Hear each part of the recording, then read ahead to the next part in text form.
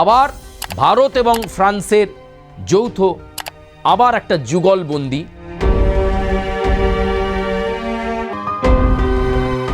এমন একটা হেলিকপ্টার আসতে চলেছে যেটা মাউন্ট এভারেস্টের উচ্চতায় পৌঁছতে পারবে।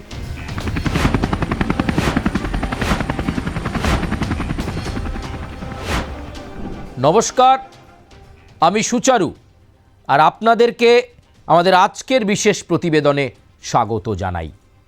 প্রতিরক্ষা ক্ষেত্রে নানান গুরুত্বপূর্ণ খবর আপনাদের কাছে আমরা বারে বারে প্রতিবেদন আকারে আপনাদের সামনে আমরা তুলে ধরি। নতুন নতুন পদক্ষেপ, নতুন নতুন প্রতিরক্ষা ক্ষেত্রের প্ল্যান, আর যে প্ল্যানগুলো ভারতকে আগামীর জন্য অনেকটাই আধুনিক করে তুলছে, প্রযুক্তিতে আধুনিক করে তুলছে, সামরিক সজ্জায় আধুনিক করে তুলছে, আকাশপথে আধুনিক করে তুলছে। কারণ আধুনিক ভারতই, মডার্ন ইন্ডিয়াই হবে আগামী দিনে ভারতের প্রতিরক্ষা ক্ষেত্রে অন্যতম পরিচিতি। আর আজকে এমন একটা বিষয় নিয়ে আপনাদের সামনে প্রতিবেদন তুলে ধরব, সেই প্রতিবেদনটিও ভারতের প্রেক্ষাপটেও অত্যন্ত গুরুত্বপূর্ণ। এর আগে আমরা আপনাদেরকে জানিয়েছি যে ফরাসি কোম্পানি দাসো এভিয়েশনের কাছ থেকে 114টি রাফালের যে হস্তান্তর প্রক্রিয়া, সেই রাফালের হস্তান্তর প্রক্রিয়া শুরু হয়ে গেছে। কিন্তু এরই মাঝে আবার ভারত একটা নতুন পদক্ষেপ নিচ্ছে, এবং আবার সেই পদক্ষেপ একেবারে আকাশপথে, সেই পদক্ষেপ বলতে পারেন। আমরা যেমন বলেছিলাম যে ফ্রান্সের থেকে এই 114টি রাফাল নিলেও তাতে থাকবে ভারতীয় টেকনোলজি, সার্বভৌমত্ব এবং সার্ভারের উপর সম্পূর্ণ নিয়ন্ত্রণ করবে ভারতবর্ষ। অর্থাৎ তাতে মিসাইল হোক, যাই হোক, যেটাই লঞ্চ করবে ভারত নিজের প্রযুক্তিতে লঞ্চ করবে। শুধু ওই খোলটা বা বডিটা থাকবে ফ্রান্সের তৈরি করা দাসো এভিয়েশনের। এবারে আবার ভারত এবং ফ্রান্সের যৌথ আবার একটা যুগলবন্দি, এমন একটা হেলিকপ্টার আসতে চলেছে যেটা মাউন্ট এভারেস্টের উচ্চতায় পৌঁছতে পারবে। এমন এক হেলিকপ্টার যেটা ফরাসি কোম্পানি এয়ারবাস এবং ইন্ডিয়ান কোম্পানি টাটা তাদের যৌথ উদ্যোগে তৈরি হচ্ছে এরকমই একটি অত্যাধুনিক প্রযুক্তি সমৃদ্ধ হেলিকপ্টার, যেটা পৌঁছে যেতে পারে এভারেস্টের উচ্চতায়। মানে কত উচ্চতায়? 8848 এই উচ্চতায় চলে যাবে। আজকে সেই অত্যাধুনিক হেলিকপ্টার নিয়ে, সেই উচ্চ মার্গে পৌঁছে যাওয়া হেলিকপ্টার নিয়েই আপনাদের সামনে আমাদের আজকের প্রতিবেদন। চলুন আমরা বিস্তারিত প্রতিবেদন বা ইন্টেন্সিফাইড ইনফরমেশনের দিকে নজর রাখি। আপনারা পুরো প্রতিবেদনটা দেখবেন, লাইক করবেন, কমেন্ট করবেন এবং অবশ্যই সাবস্ক্রাইব করতে ভুলবেন না। এবং ভারতের প্রতিরক্ষা ক্ষেত্রের আর কোন কোন খবর আপনারা জানতে চাইছেন, অবশ্যই আপনাদেরও সুচিন্তিত মতামত জানাবেন। আমরা চেষ্টা করব আপনাদের কাছে ডিটেল ইন্টেন্সিফাইড ইনফরমেশন ডেলিভার করার জন্য। চলুন কথা না বাড়িয়ে আজকে যাওয়া যাক সম্পূর্ণ প্রতিবেদনের দিকে। মাউন্ট এভারেস্টের উচ্চতায় উঠতে পারবে হেলিকপ্টার। বেসরকারি এই হেলিকপ্টারের পোশাকি নাম H-125। যে হেলিকপ্টারটার কথা আপনাদেরকে বলছিলাম মাউন্ট এভারেস্টের উচ্চতায় পৌঁছে যাবে, তার নাম H-125। কর্ণাটকের ভেমাগালে তার চূড়ান্ত সংযুক্তিকরণের কাজটা হবে। ফরাসি সংস্থা এয়ারবাস হেলিকপ্টার এবং টাটা অ্যাডভান্সড সিস্টেম লিমিটেড, তাহলে কোন দুটো সংস্থা? এয়ারবাস হেলিকপ্টার এবং টাটা অ্যাডভান্সড সিস্টেম লিমিটেড, এই দুটো সংস্থার যৌথ উদ্যোগে হবে কাজ। অতীতেও এয়ারবাস এবং টাটা যৌথভাবে কাজ করেছে। বর্তমানে টাটার সঙ্গে মিলে ভারতেই বায়ুসেনার জন্য C-295 পরিবহন বিমান তৈরি করেছে এয়ারবাস। অর্থাৎ ফ্রান্স কিন্তু ভারতের সঙ্গে কোলাবোরেশনে অনেকগুলো কাজ করেছে, বিশেষ করে যুদ্ধাস্ত্র, যুদ্ধ সরঞ্জাম বা আকাশপথে অনেক কিছু দিয়ে ভারতকে সাহায্য করেছে। ঠিক যেমনভাবে এই C-295, C-295 পরিবহন বিমান সেনাবাহিনীর জন্য, ওই সেনাবাহিনীর যন্ত্রাংশ, সেনাবাহিনীর জিনিসপত্র বয়ে নিয়ে যাওয়ার জন্য এটা তৈরিও কিন্তু হয়েছে।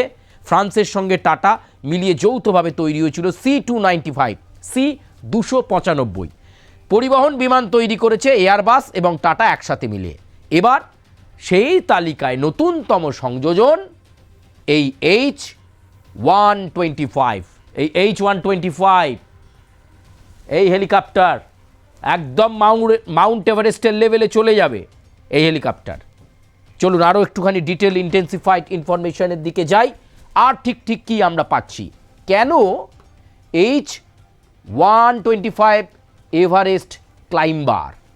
2005 সাল, সেই 5 সালের 14ই মে প্রথম হেলিকপ্টারটি পরীক্ষামূলকভাবে এভারেস্টের চূড়ায় অবতরণ করা হয়েছিল। শুধু তাই নয়, প্রায় 4 মিনিট সেখানে ছিল, যা এক রেকর্ড। অর্থাৎ এই পরিকল্পনাটা এখন থেকে নয়, অনেক দিন থেকে। এই H-25, এই যে 125 আমরা দেখতে পাচ্ছি, H-125, এই H-125 2005 সালের 14ই মে প্রথম হেলিকপ্টারটিকে পরীক্ষামূলকভাবে এভারেস্টের চূড়ায় অবতরণ করে 4 মিনিট দেখাও হয়েছিল। এটা একটা রেকর্ড, এটা মাথায় রাখতে হবে। এই হেলিকপ্টারের কি ব্যবস্থা রয়েছে? এই হেলিকপ্টারের মধ্যে একজন পাইলট থাকতে পারে এবং 6 জন সওয়ারি থাকতে পারে। অর্থাৎ একজন পাইলট এন্ডে একজন থাকছেন আর 6 জন এতে সওয়ার হতে পারবেন। এভারেস্টের 8,848 মিটার উচ্চতায় উঠতে পারলেও যে গড় উচ্চতায় তার ওড়ার ক্ষমতা রয়েছে 7,010 মিটার। ঘন্টায় 252 কিলোমিটার গতিতে উঠতে পারে এই হেলিকপ্টারটি। বুঝতে পারছেন কতটা ক্ষমতা সম্পন্ন? দ্রুত চলে যাবে। একসঙ্গে 692 কিলোমিটার পথ অতিক্রম করতে পারে। সর্বোচ্চ 4 ঘন্টা 27 মিনিট উঠতে পারার ক্ষমতা এই H-125 এর রয়েছে। অর্থাৎ ফ্লাইং টাইম কতক্ষণ? 4 ঘন্টা 27 মিনিট টানা উঠতে পারবে, টানা ফ্লাই করতে পারবে এই হেলিকপ্টারটা, এই H-125। তাহলে ফ্রান্স আর ভারত মিলে কি তৈরি করছে বুঝতে পারছেন? আকাশপথে এবার ভারতও দাপাবে। ফ্রান্স ভারত একসাথে হয়ে নিজেদের শক্তিকে বারবার পরীক্ষা করছে, তারা রিভাইজ করছে তারা, এবং বারে বারে বিভিন্ন ইউনিটকে তারা পরীক্ষামূলকভাবে দেখে নিচ্ছে যে তারা কতটা প্রস্তুত। 2027 সাল সব যদি ঠিকঠাক থাকে, সব কিছু যদি ঠিকঠাক থাকে, তাহলে 2027 সালের প্রথম দিকেই কর্ণাটকের কারখানা থেকে প্রথম H-125 এই হেলিকপ্টারটি তৈরি হয়ে যাবে এবং তৈরি হয়ে লঞ্চও হয়ে যাবে। শুরুতে বছরে প্রায় 10টি করে হেলিকপ্টার তৈরির লক্ষ্যমাত্রা রয়েছে। শুরুর দিকে 2027 সালে ফার্স্ট লঞ্চ, এবং কর্ণাটকের কারখানা থেকে এই C-125 হেলিকপ্টার, যেটা আকাশের অনেক উচ্চতায় উঠতে পারে, যার 4 ঘন্টা 27 মিনিট ফ্লাইং টাইম রয়েছে টানা, এবং এভারেস্টের উচ্চতায় অনায়াসভাবে যেতে পারে। ফলে উচ্চ স্থানে যেতে সেনাবাহিনীর পক্ষে অনেক সুবিধে হবে। অনেক দুর্গম হিল এরিয়া থাকে, অনেক হাইট বেস এরিয়া থাকে, সেই সমস্ত এরিয়াতে এই হেলিকপ্টার অনায়াসেই চলে যেতে পারবে, কোনো অসুবিধে নেই। এবং ফ্লাইং টাইম একটানা 4 ঘন্টা 27 মিনিট। তারপর আবার একটু ফুয়েল নিয়ে আবার একটু রেডি করে আবার ফ্লাইং করা যাবে। চলুন, তবে এই এয়ারবাস এবং টাটার পরিকল্পনা আগামী 20 বছরের মধ্যে ভারতে অন্তত 500খানা H-125 হেলিকপ্টার তৈরি করা হবে। 500খানা, একটা দুটো নয়, 500টা। এছাড়াও আরও ভারতীয় সংস্থাকে এই হেলিকপ্টার মেরামত এবং রক্ষণাবেক্ষণের দায়িত্ব দেবে কে? ফ্রান্সের কোম্পানি। তাহলে বুঝতে পারছেন কোলাবোরেশনটা কোন পর্যায়ে। টেকনোলজি ফ্রান্সের, রক্ষণাবেক্ষণ করবে ভারত, মেরামত ভারত করবে। তাহলে বুঝতে পারছেন বোঝাপড়াটা কোন পর্যায়ে ফ্রান্সের সঙ্গে ভারতের, ঠিক এই পর্যায়ে। এবং এই C-125 বা H-125 এটা কিন্তু অত্যন্ত গুরুত্বপূর্ণ একটা হেলিকপ্টার হতে চলেছে। সৈন্যবাহিনীর কাছে তো অত্যন্ত গুরুত্বপূর্ণ হতেই চলেছে, যে কথা আপনাদের বললাম, দুর্গম স্থানে পৌঁছানোর ক্ষেত্রে দ্রুত সময়ে এবং অনেক বেশি উচ্চতায় খুব তাড়াতাড়ি পৌঁছে যেতে পারে। চলুন আরেকটু ইন্টেন্সিফাইড ইনফরমেশন নেব। এই H-125 হেলিকপ্টারটি সাধারণত বাণিজ্যিক কারণে ব্যবহার হবে, তবে সেনাবাহিনীতে এই হেলিকপ্টারের উন্নত সংস্করণ ব্যবহার করার পরিকল্পনা রয়েছে, সেটাই হলো H-125M। ফলে একদিকে যখন এই হেলিকপ্টারটা তৈরি করা হচ্ছে বাণিজ্যিক পারপাসে, ভারত ফ্রান্স বাণিজ্যিক পারপাসে এই H-125কে ব্যবহার করবে, সেই সঙ্গে ভারতীয় সেনাবাহিনী এটার একটা উন্নততম সংস্করণও ব্যবহার করবে, যেটার নাম H-125M। ভালো করে দেখুন, H-125M এই যে সংস্করণটা, এটা রকেট বয়ে নিয়ে যেতে পারবে। এই রকেট সহ বিভিন্ন সামরিক সরঞ্জাম বহনে সক্ষম, অর্থাৎ দুর্গম এলাকায় যেতে হবে, হয়তো মিলিটারি কল হয়েছে, সেখানে খুব দ্রুত রকেট এবং সামরিক সরঞ্জাম পৌঁছে দিতে হবে। তাহলে অল্প সময়ে দ্রুততার সাথে এবং অনেক বেশি উচ্চতায় পৌঁছে খুব দ্রুত একটা স্থান থেকে আরেকটা স্থানে পৌঁছে যেতে পারবে এই H-125M হেলিকপ্টার। তার জন্যই একটু একটু করে পরিকল্পনা চলছে। উঁচু স্থানে ভারতীয় সশস্ত্র বাহিনী সাধারণত হালকা ওজনের হেলিকপ্টার ব্যবহার করে, ফলে এর ওয়েটটাও কিন্তু খুব ভারী নয়। সেই চাহিদা পূরণ করে দেবে এই H-125M, পূরণ করতে পারবে বলে মত সামরিক বিশেষজ্ঞদের একাংশের। তাহলে আগামী দিনে আকাশপথে ভারতের প্রতিরক্ষা ক্ষেত্রে একটা পাওয়ার হেলিকপ্টার হতে চলেছে এই হেলিকপ্টারটি, একটা পাওয়ার হেলিকপ্টার।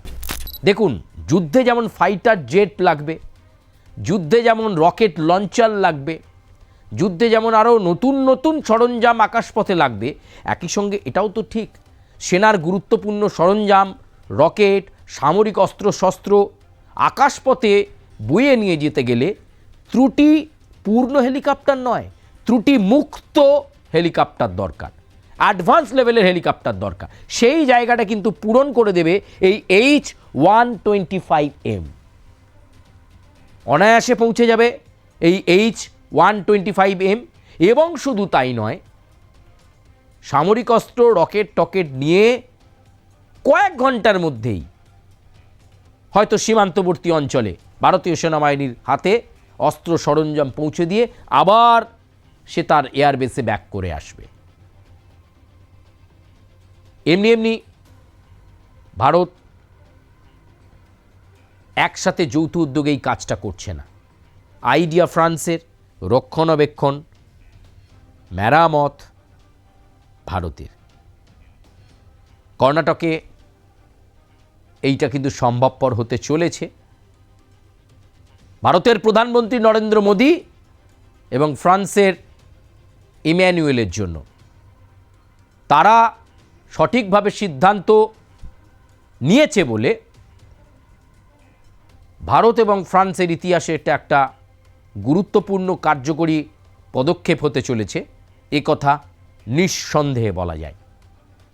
এই হেলিকপ্টার আগামী দিনে নিশ্চয়ই ভারতের কাছে একটা অন্যরকম পরিচিতি দেবে এবং অবশ্যই একটু একটু করে ভারত সমৃদ্ধ হচ্ছে, এ কথা বলা যায়। প্রিয় দর্শক, আপনাদের কেমন লাগলো এই প্রতিবেদন? আপনারা কমেন্ট করে জানাবেন, লাইক করবেন, সাবস্ক্রাইব করবেন এবং আপনাদের সুচিন্তিত মতামত আমাদেরকে খোলা মনে জানাবেন। আমরা চেষ্টা করব আপনাদের কাছে আরও এই ধরনের ডিফেন্সের ইন্টেন্সিফাইড ইনফরমেশন পৌঁছে দেওয়ার জন্য। আজকের মতো এ পর্যন্তই। ধন্যবাদ। জয় হিন্দ।